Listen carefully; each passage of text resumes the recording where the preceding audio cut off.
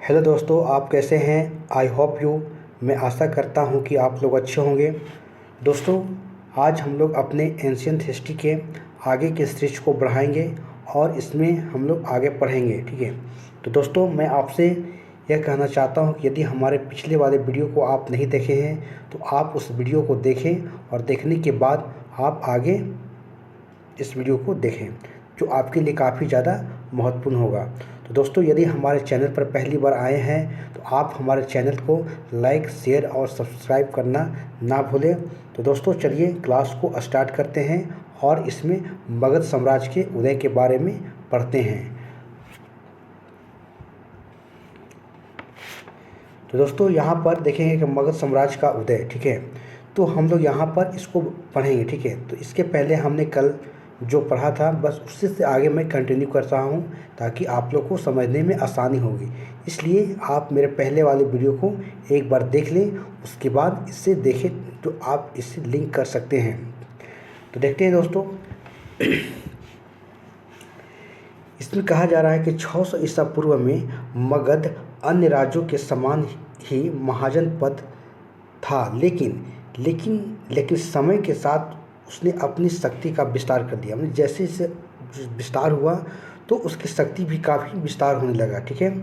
और धीरे धीरे सभी महाजन पदों को जीतकर एक बड़े साम्राज्य का निर्माण कर लिया, ठीक है। यानी वही कह रहा है कि जैसे जैसे समय बीता वैसे वैसे अपने समाज को विस्तार करते गया और वो एक शक्तिशाली जो कि महाजन पदों का एक निर्माण कर लिया, ठीक है। और इसी घटना को इतिहास में हम क्या कहते हैं? मगध साम्राज्य कहते हैं, ठीक है। तो इसके हम लोग सब मगध साम्राज्य के उदय के कारण को देखेंगे कि उदय इसका कैसे हुआ, उसको देखेंगे। तो दोस्तों, यहाँ पर मगध राज के उदय के कारण बताया जा रहा है, ठीक है। जैसे इसमें देखेंगे आर्थिक कारण देखेंगे, सामाजिक कारण देखेंगे और इसके भौगोलिक कारण देखेंगे, ठीक है। तो इस प्रकार से शासकों का योगदान मगध राज में कई शक्तिशाली वंशों का शासन रहा, ठीक है। तो इसमें यही देखेंगे कि किस प्रकार से मगध में जो शक्तिशाली जो किस प्रकार से शासक यहाँ पर आते गए, ठीक है।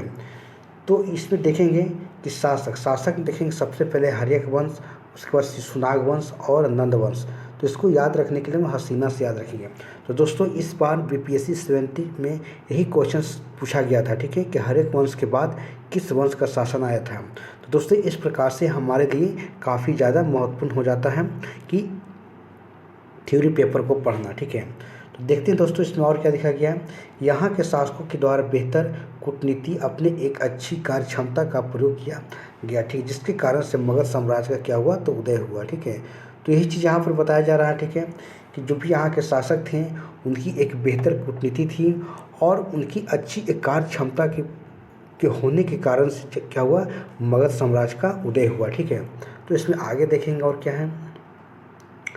तो इसमें हम लोग देखेंगे कि मगध साम्राज्य के जो आर्थिक कारण क्या था, ठीक है। तो मगध राज के पास राजस्व की काफ़ी बेहतर यहाँ पर स्रोत थे और इस समय गंगा जो घाटी में कृषि क्षेत्र की काफ़ी ज़्यादा क्रांति देखी गई, क्योंकि मगध हमारा जो गंगा के तट पर ही बसा हुआ है, ठीक है। वही बता रहा है कि यहाँ पर कृषि के क्षेत्र में एक क्रांति देखी गई, ठीक है। तो वही बोल रहा है कि जिससे व्यापार, वाणिज्य और नगरीकरण यहाँ पर हो रहा था, ठीक है। और मगध राज के पास काफ़ी बड़ी मात्रा में आय संचित हुई, किसी कारण से? तो कृषि के कारण से हुआ था, ठीक है। और परिणाम स्वरूप बड़ी सेना रखने का आधार बन गया। तो आखिर सेना क्यों रखना पड़ा? क्योंकि इनकी जो व्यापार था, जो वाणिज्य था, ये काफ़ी ज़्यादा विस्तार होने लगा धीरे धीरे। तो इसीलिए इनको क्या हुआ? एक सेना की ज़रूरत पड़ने लगी यहाँ पर, ठीक है।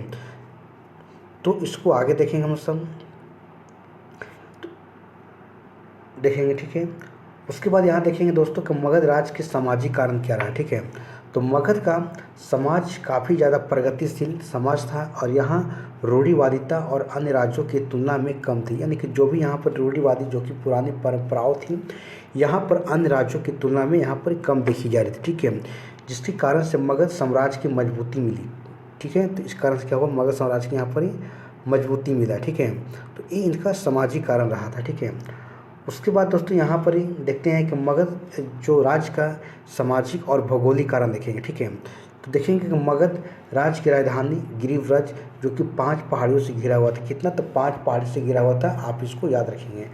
जैसे देखेंगे रत्नागिरी था, वैभागिरी था, सोन घाटी था, उदयगिरि था और विप्लाचल था। ठीक है, तो इस प्रकार से 5 पहाड़ियों से यहाँ पर मगध क्या हुआ था, घिरा हुआ था, जिसमें कि रत्नागिरी, वैभागिरी, सोन घाटी, उदयगिरी और एक विप्लाचल था। ठीक है, तो इस प्रकार से 5 पहाड़ियों से घिरा हुआ था। आगे देखते हैं दोस्तों। तो दोस्तों यहाँ पर है कि इसके बाद जब उन्होंने अपनी राजधानी पाटलिपुत्र बनाया, ठीक है, तो 4 नदियाँ से घिर गया। जब वो अपनी राजधानी को पाटलिपुत्र बनाया तो 4 नदियों से घिर गया। जैसे देखा जाए इसमें गंगा था, घाघरा, सोन और गंडक आदि इन राजधानियों को क्या करता था, सुरक्षित रही। इससे क्या, जिससे कि इनकी राजधानी सुरक्षित हो गया। ठीक है, क्योंकि 4 नदी से यहाँ पर घिर गया, तो इस प्रकार से इसका जो राजधानी था पूरी तरीक़ा से क्या हो गया, सुरक्षित हो गया। ठीक है, तो इसके नेक्स्ट को हम लोग देखेंगे।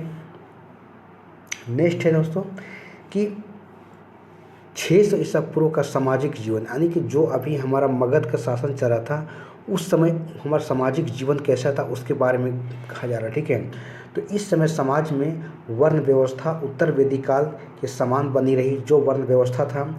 और इसी समय देखा जाए तो कई जो कि व्यवस्थाएं ऐसी दिखाई देती है जिसके तहत यहाँ कोई खराब समय आए तो ऊपर के वर्ण के लोग नीचे के वर्ण को क्या करते थे, जैसे कि काम करने के लिए जो कि कार्य कर सकते थे। यानी कहने का मतलब होता है कि यही बताया जा रहा है यहाँ पर कि अगर किसी समय अगर खराब स्थिति अगर आ जाता है तो जो ब्राह्मण के काम था यहाँ पर पूजा कराना। तो वही कहा जा रहा है कि जिसके तहत यदि कोई खराब समय आए तो ऊपर के जो वर्ण के लोग नीचे के वर्ण के लोगों के कार्य को अपना सकते थे। यानी कि जो ब्राह्मण पूजा करा रहे थे तो हो सकता वह कृषि भी कर सकते थे। तो वही चीज़ को यहाँ पर बताया जा रहा था कि इनके खराब स्थिति हुआ तो यहाँ पर जो है नीचे के वर्ण के जो लोगों के समान अपना कार्य कर सकते थे। ठीक है, उसी प्रकार दोस्तों यहाँ पर और बताया जा रहा है। ठीक है, कि इसी समय क्या हुआ कि हमको 16 संस्कारों की सूचना भी मिलती है। ठीक है, मगध के समय में। ठीक है, और उदाहरण के लिए कुछ संस्कारों को देख सकते हैं, जैसे कि पहला है गर्भाधान और दूसरा है कि आदेश संस्कार। ठीक है, तो 2 संस्कार यहाँ पर जो मेन इम्पोर्टेंट है। ठीक है, तो इसी प्रकार हमें अपृष्ठा की जानकारी भी मिलती है। यानी कि देखा जाए तो यहाँ पर क्या हुआ, हमको अपृष्ठा की जानकारी भी मिल रही है। ठीक है, तो इसके आगे देखेंगे हम सब क्या है दोस्तों। इस समय समाज में वेश्यावृत्ति भी दिखाई देती है जिसके पीछे नगरीकरण की प्रक्रिया को स्वीकार किया गया। यानी यही बताया जा रहा है कि जो मगध का शासन था तो यहाँ पर समाज में देखा जाए तो वेश्यावृत्ति भी दिखाई देता है और इसका मूल कारण क्या था, नगरीकरण होने के कारण से यहाँ पर वैश्य जो वृत्ति थी वो काफ़ी ज़्यादा यहाँ पर प्रचलित हो गई थी। ठीक है, इसी समय विवाह नामक संस्था का उदय हुआ जिसमें कि जीवन में एक संस्कार को स्वीकार किया जाता है। ठीक है, तो इसके आगे देखेंगे। उसके बाद दोस्तों कि इस समय जो कुल 8 प्रकार के विवाह की सूचना मिलती है। ठीक है, देखिए 600 ईसा पूर्व की बात करें तो यहाँ पर 8 प्रकार के विवाह की सूचना मिलती है जिसमें 4 विवाह मान्य थे और 4 विवाह कैसे थे, तो अमान्य विवाह थे। ठीक है, जैसे अगर अमान्य विवाह की बात करें तो असुर विवाह हो, इसमें कि कन्या को खरीद कर इसमें विवाह की जाती थी। जैसे कि 50 विवाह, क्योंकि बिना इच्छा के, बिना मान किसी की इच्छा नहीं है तो उसको ज़बरदस्ती यहाँ पर विवाह कर लेना। उसका राक्षस विवाह था, कि अपहरण करके विवाह करना। और एक गंधर्व विवाह था जिसमें कि प्रेम विवाह था। तो एक कैसा था, तो एक अमान्य विवाह था जिसमें कि जो कि 4 प्रकार के विवाह की यहाँ पर चर्चा की गई अमान्य में। ठीक है, उसके बाद आगे देखेंगे क्या है। उसके बाद यहाँ है दोस्तों कि मान विवाह। अगर मान विवाह की बात करते हैं, ब्रह्म विवाह था जिसमें कि वेद के जानकार के साथ में विवाह करना। मान कोई पूजा करा रहा है जो कि वेद का अच्छा जानकार है तो उनके साथ जो विवाह किए थे उसको ब्रह्म विवाह कहते थे। उसका बात है कि प्रजापत्य विवाह, जिसमें क्या होता है कि धर्म के आधार पर जो चलने वाले की जो बात करते थे तो उनके साथ अगर विवाह की जाती थी तो उसको प्रजापत्य विवाह कहते थे। उसी प्रकार एक देव विवाह था जिससे कि पुजारी के साथ विवाह करने के बारे में कहा जा रहा है। ठीक है, और एक था आर्य विवाह जो कि एक जोड़ी बैल और गाय लड़की के पिता देकर क्या करते थे, विवाह को करते थे यहाँ पर। ठीक है, तो इस प्रकार से 4 हमारा मान विवाह था और 4 हमारा अमान्य विवाह, टोटल 8 विवाह की यहाँ पर चर्चा की गई है। ठीक है, उसके बाद यहाँ देखेंगे दोस्त, यहाँ पर एक है कि अनुलोम विवाह और एक प्रतिलोम विवाह। अनुलोम विवाह आप देख सकते हैं कि ऊपर है ब्राह्मण है उसके बाद क्षत्रिय हैं, उसके बाद वैश्य हैं, उसके बाद शूद्र हैं। ठीक है, अगर हम अनुलोम विवाह कहें तो अनुलोम कहने का मतलब ब्राह्मण जो क्षत्रिय से विवाह कर सकते थे और क्षत्रिय वैश्य से और वैश्य क्या था शूद्र से। उसी प्रकार से प्रतिलोम की बात करें हम तो प्रतिलोम में क्या था कि जो शूद्र थे वो वैश्य से विवाह कर सकते थे और वैश्य किसी से तो क्षत्रिय से और क्षत्रिय ब्राह्मण से। तो इस प्रकार से आप यहाँ पर देख सकते हैं। ठीक है,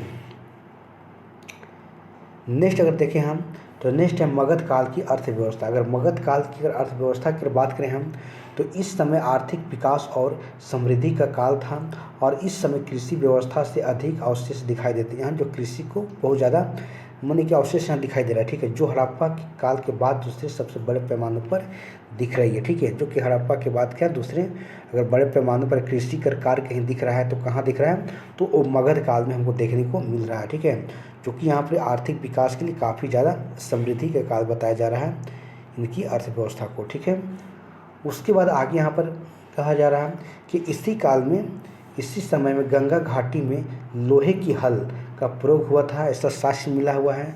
और यहाँ से धान रोपण की वृद्धि जो कि विधि था खोजी गई है और इससे उत्पादन में अत्यधिक वृद्धि हुई। यानी कि यहाँ पर ही बताया जा रहा है कि जो मगध का काल था इसमें क्या हुआ था लोहे की हल मिला हुआ। इससे यही पता चल रहा था कि यहाँ के लोग कृषि कार्य के लिए काफ़ी ज़्यादा उत्सुक थे। ठीक है, और यहीं से धान रोपण की विधि भी खोजी गई थी और उत्पादन में काफ़ी ज़्यादा अत्यधिक वृद्धि हुई है। ठीक है, उसके बाद है कि इस काल में हमें अर्थव्यवस्था में अर्थव्यवस्था वृद्धि दिखाई देती है और नगरीकरण दिखाई देती है और इसकी जानकारी जो कि साहित्यिक और पुरातात्विक साक्ष्यों से मिलती है। यानी कि जो भी मगध काल में जो भी अर्थव्यवस्था में जो वृद्धि हुई, जो विकास हुई और इसकी जो भी हमें आज दिखाई दे रही है तो उसकी जानकारी हमें साहित्यिक और पुरातात्विक साक्ष्यों से मिलती है। ठीक है, उसके बाद आगे देखेंगे, आगे हैं दोस्तों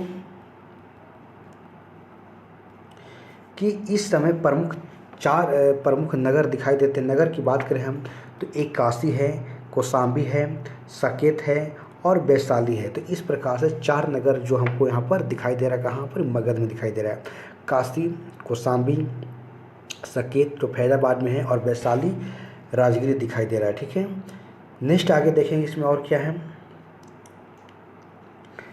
आगे है दोस्तों कि इस काल में उद्योग शिल्प और व्यवसाय के जो बढ़ने के साक्ष्य मिलते हैं। ठीक है, वही करें कि इस काल में उद्योग शिल्प और व्यवसाय के बढ़ने के साक्ष्य मिलते हैं। ठीक है, और उदाहरण के लिए बिहार के राजगीर से 18 प्रकार के व्यवसायों की चर्चा मिलती है। ठीक है, जिसमें देखा जाए तो सोना हो गया, चांदी हो गया, नमक हो गया, शिक्षा हो गया और चित्र और मृत भाड़। ये हमारे कुछ ऐसे व्यवसाय हैं जो कि बिहार के राजगीर से जो हमको देखने को मिलती है। ठीक है, तो इस प्रकार से यहाँ इनके जो कि शिल्प और जो कि व्यवसाय बढ़ने के साथ यहाँ पर मिलते हैं। ठीक है, नेक्स्ट आगे देखेंगे इसमें। नेक्स्ट दोस्तों कि मगध साम्राज्य में जो कि मुद्रा और पूंजी बाजार की यहाँ बातें हो रही। ठीक है, भाई मगध साम्राज्य में मुद्रा और पूंजी बाजार की क्या यहाँ पर व्यवस्था थी।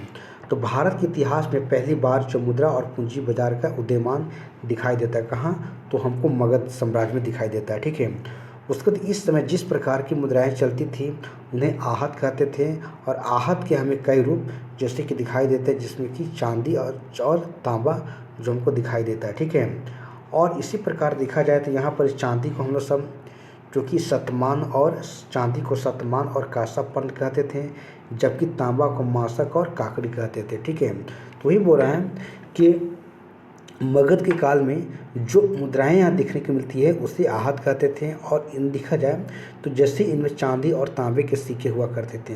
तो वही है कि चांदी को हम शतमान और कांसापर्ण कहते थे, जबकि तांबा को मासक और काकड़ी कहते थे। ठीक है, तो इस प्रकार से यहाँ हम देख सकते हैं। ठीक है, नेक्स्ट देखेंगे दोस्तों कि सिक्के के प्रचलन से अर्थव्यवस्था का मौद्रीकरण दिखाई देता है और लंबी दूरी के व्यापार को बढ़ावा मिला और समाज में इसको वृद्धि मिली। जाहिर सी बात है अगर मौद्रीकरण की इस काल में अगर व्यवस्था है तो इससे क्या होता था कि लोग दूर दूर तक क्या करते थे अपने व्यापार को बढ़ावा देते थे और इससे क्या होता था कि समाज में काफ़ी ज़्यादा वृद्धि देखने को मिलती थी। ठीक है, वही है कि आहत सिक्के के ऊपर कोई लिपि तथा चित्र हमें नहीं प्राप्त हो।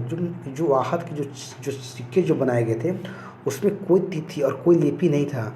इन सिक्कों पर कई प्रकार के प्रतीक से पहचान होती थी कि ये कितने रुपए का है, कितने रुपए का सिक्के है। ठीक है, तो अगर देखा जाए तो इसमें हम लोग जो प्रतीक होता था कि प्रतीक में सूर्य हो गया, चंद्र हो गया, वृक्ष हो गया, पहाड़ हो गया, मानव आदि की आकृति दिखाई देती है। यानी किसी प्रकार की लिपि का प्रयोग नहीं है, बल्कि एक प्रतीक होता था, प्रतीक उसमें दिखते थे। और प्रतीक में क्या होता था कि सूर्य होता है, चंद्र होता है, वृक्ष होता है, पहाड़ और मानव के यहाँ पर ही दिखाई देता है। ठीक है,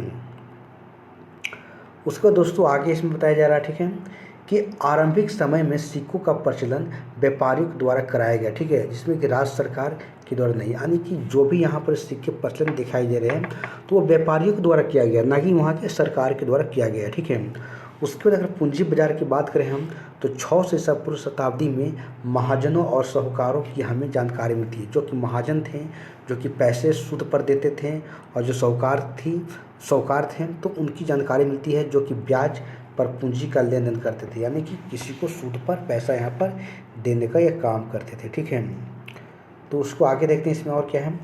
उसके बोला कि निवेशकों के इस वर्ग के आने के बाद, जो निवेशक इसमें आए उसके आने के बाद जो क्या होता है कि उन क्षेत्रों में पूंजी ऐसे स्थानों पर पहुंची जहां पर पूंजी की कमी थी, परिणाम स्वरूप नए व्यवसाय और रोजगार के अवसर मिले। तो जाहिर सी बात है, मान लीजिएगा अगर बैंक आज हमको लोन देती है तो जाहिर सी बात है लोन क्यों लेंगे, हम उससे व्यापार करने के लेंगे, बिजनेस करने के लेंगे। तो वही उस समय जब यहाँ पर निवेशक जो भी साहूकार और जो पैसे देने के लिए आए, जो भी अपना पैसा लगाए हैं, तो उससे क्या हुआ कि लोग उनसे काफ़ी ज़्यादा मात्रा में पैसा लेना शुरू कर दिए। और जब पैसा लेना शुरू कर दिए तो क्या हुआ कि वहाँ पर अपना नए नए व्यवसाय को भी उन्होंने शुरुआत करना शुरू कर दिया। इससे क्या हुआ, जब व्यवसाय हुआ तो लोगों को रोजगार के अवसर भी यहाँ पर ही बढ़ने लगा। ठीक है, तो यही यहाँ पर ही बताया जा रहा है। ठीक है, तो उसके बाद आगे देखेंगे इसमें हम सब क्या है। उसके बाद यहाँ पर ही दोस्तों कि श्रेणी व्यवस्था, अगर भारत में श्रेणियों की भूमिका काफ़ी महत्वपूर्ण मानी जाती है। इससे हमें कुछ हिस्सों में बांटकर देख सकते हैं। जैसे देखे जाए तो इसमें आर्थिक भूमिका देखेंगे, इसकी सामाजिक भूमिका में, और सांस्कृतिक भूमिका और राजनीतिक भूमिका, इस प्रकार से श्रेणियों की यहाँ पर ही व्यवस्था की गई है। ठीक है, तो हर श्रेणी के बारे में हम सब देखेंगे, भूमिका के बारे में देखेंगे। ठीक है, तो दोस्तों यहाँ पर यह है आर्थिक भूमिका। अगर आर्थिक भूमिका की बात करें तो ये श्रेणियाँ उत्पादक, व्यापार, वस्तुओं को एक स्थान से दूसरे स्थान पर भेजने का काम करते थे। कौन, ये जो मतलब कि आर्थिक श्रेणियों की भूमिका में बताया जा रहा है। ठीक है, कि जो भी उत्पादक थे, जो भी व्यापारी थे, वस्तुओं को क्या करते थे, एक स्थान से दूसरे स्थान पर भेजने का काम करते थे। और इससे हम बैंकिंग व्यवस्था के समान मान सकते हैं, बैंकिंग व्यवस्था के समान मान सकते हैं, क्योंकि ये लोग जमा को स्वीकार भी करते थे और लोगों को उधार भी देने का काम करते थे यहाँ पर। ठीक है, तो दोस्तों इस प्रकार से यहाँ देख सकते हैं। उसके बाद यहाँ पर एक राजनीतिक भूमिका की बात करें तो इन श्रेणियों को राज्य के स्वतंत्रता थी, और इन श्रेणियों के प्रमुख जिसमें कि रथ, छत्र और ध्वज का प्रयोग करते थे। कौन, यहाँ के जो भी मतलब कि जो कि यहाँ पर जो राजनीतिक भूमिका में ऐसा बताया जा रहा है। ठीक है, जो भी श्रेणी थे। ठीक है, तो इसके अलावा इनकी अपनी एक निजी सेना होती थी। ठीक है, तो एक तो इनके यहाँ रथ, छत्र और ध्वज का प्रयोग किया जा रहा था, और साथ साथ क्या था, इनके पास एक निजी सेना भी यहाँ पर व्यवस्थित रूप से था। ठीक है, तो इसको और देखेंगे। राजनीतिक व्यवस्था के बाद देखेंगे सामाजिक भूमिका देखेंगे। सामाजिक भूमिका की बात करें हम तो इन श्रेणियों के द्वारा समाज में दान और पुण्य का कार्य किए जाते थे। यानी कि जो भी हमारा समाज के लिए काम हो रहा था, जो भी सोशल वर्क हो रहा था, तो इसमें क्या होता था कि लोग दान और पुण्य देने का कार्य करते थे। इनके द्वारा जैन और बौद्ध धर्म के बड़े पैमानों पर यहाँ पर दान दिया गया। यानी इस समय जो बौद्ध और जैन का भी इस सेम काल चल रहा था, तो इसी समय जो था कि बौद्ध और जैन को भी काफ़ी जो कि पैमानों पर दान भी दिया गया। इन्होंने शिक्षा व्यवस्था को सहयोग देने का कार्य किया और अपने सदस्यों की तकनीकी शिक्षा भी देते थे। ठीक है, जो भी यहाँ के श्रेणी थे। ठीक है, तो इस प्रकार से आगे देखते हैं हम सब क्या है। उसके बाद है दोस्तों कि सांस्कृतिक भूमिका। अगर सांस्कृतिक भूमिका की बात करें तो इनके द्वारा कला और विकास के जो काफ़ी ज़्यादा यहाँ पर सहयोग किया गया, कला और विकास में काफ़ी ज़्यादा सहयोग दिया गया।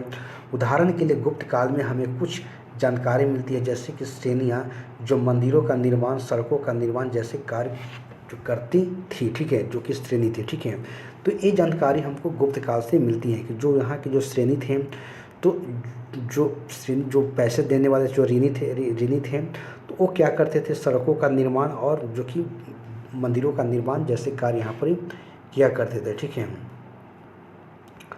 उसके बाद आगे देखते हैं यहाँ पर यह उसके बाद दोस्तों यहाँ पर विधिक भूमिका, यानी विधिक में जैसे न्याय कानून व्यवस्था कैसा था यहाँ पर ही, तो कानूनी अधिकार इन श्रेणियों के पास अपने स्वयं के कानून थे, कि जो भी थे इनके पास स्वयं के कानून था और ये लोग मृत्यु दंड को छोड़कर सारे दंड दे सकते थे, यानी कि मृत्यु दंड को केवल छोड़ देकर और सभी के सभी ये लोग सब दंड जो है यहाँ पर ही दे सकते थे। ठीक है, इसी प्रकार से यहाँ पर जो है विधि भूमिका में बताया जा रहा है। ठीक है, तो दोस्तों आज के लिए बस हमारा वीडियो यही समाप्त होता है। दोस्तों यदि हमारा चैनल आपको वीडियो अच्छी लगा हो तो आप हमारे वीडियो को लाइक शेयर और सब्सक्राइब करना ना भूलें। ठीक है, तो दोस्तों इसी प्रकार से हमारा और भी इसमें कुछ और भी पढ़ना है जो हम अगले वीडियो में इसको लेकर आएंगे। ठीक है, इसके बाद इस जो मगध से, बौद्ध से, जैन से संबंधित जितना भी प्रीवियस क्वेश्चंस पूछे गए होंगे, जो भी उस सारे के सारे क्वेश्चंस को मैं आपको करा दूंगा। ठीक है, इसलिए इससे पहले हमारे वीडियो को आप बार बार देखें और उसके बाद जब मैं MCQ क्वेश्चंस कराऊंगा तो आपके लिए बहुत ज़्यादा मदद मिलेगी। ठीक है, तो चलिए दोस्तों मैं वीडियो को यहीं समाप्त करता हूं। जय हिंद, जय भारत।